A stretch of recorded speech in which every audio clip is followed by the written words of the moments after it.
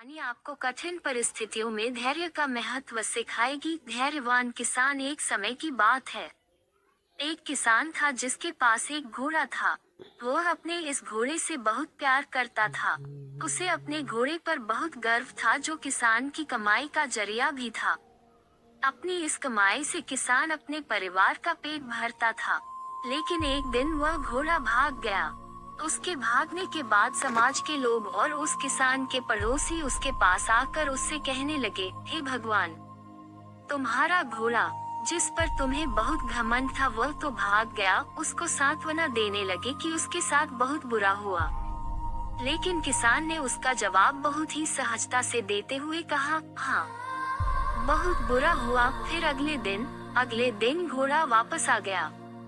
लेकिन सिर्फ घोड़ा वापस नहीं आया, बल्कि वह अपने साथ 3 जंगली घोड़े भी लाया। फिर उसके पड़ोसी उसके पास दौड़ते हुए आए और उस किसान से कहने लगे, आपका घोड़ा आ गया और अपने साथ 3 और घोड़े भी लाया है। यह तो बहुत अच्छी बात है, आपकी किस्मत तो बहुत अच्छी है। किसान बहुत खुश हुआ, उनकी तरफ देखा, फिर उसका जवाब बहुत ही साधारण रूप से दिया और कहा, हाँ। शायद कुछ दिनों बाद किसान का बेटा उसी जंगली घोड़े में से किसी एक को काम के लिए उपयोगी बनाने की कोशिश कर रहा था। लेकिन इसी कोशिश के दौरान घोड़े ने उसे जमीन पर पटक दिया और उसका पैर बुरी तरह से टूट गया।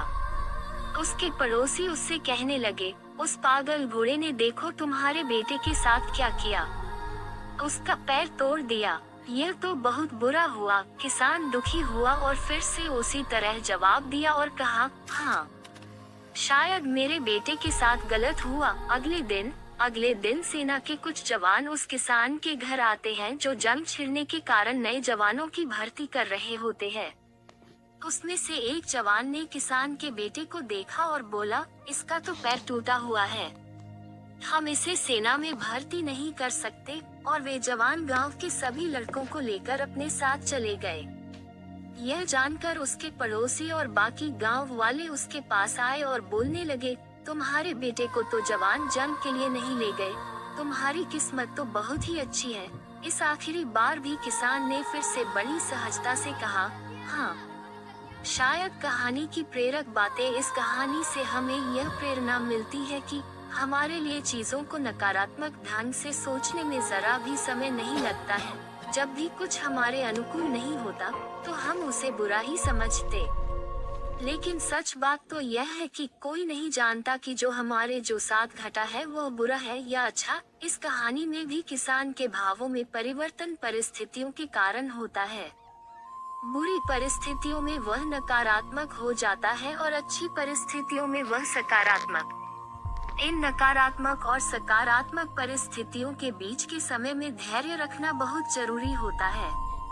क्या आप वाकई में यह बता सकते हैं कि हमारे साथ जो घट रहा है वो गलत है या सही, बिना यह जाने कि भविष्य में उसका क्या प्रभाव पड़ेगा हम पर या हमारे जीवन पर? मुझे लगता है आपका जवाब होगा, नहीं। हमारे समाज में, हमारे देश में ऐसे बहुत से महान लोग हैं जो अपने जीवन में असफल हुए, हारे, अनेक बड़ी बड़ी बीमारियों से लड़े, किंतु उन्होंने कभी भी अपना धैर्य नहीं खोया और न ही हार माने।